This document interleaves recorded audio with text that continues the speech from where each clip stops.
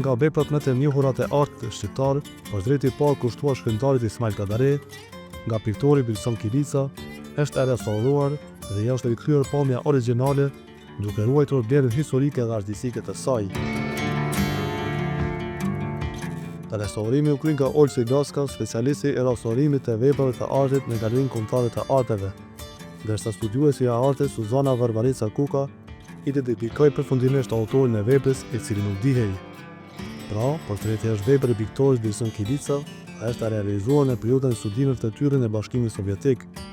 Mendohet se portreti I parë I Kadares është realizuar në vitin 1958, raporton Agjencia Telegrafike Shqiptare.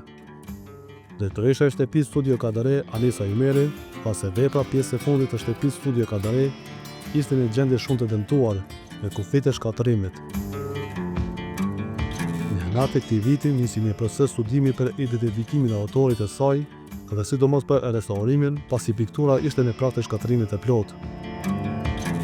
Nga sot në vazhdim, piktura do të ekspozohet në shtëpinë Studio Kadare, tani më konsoliduar dhe e restauruar tërësisht.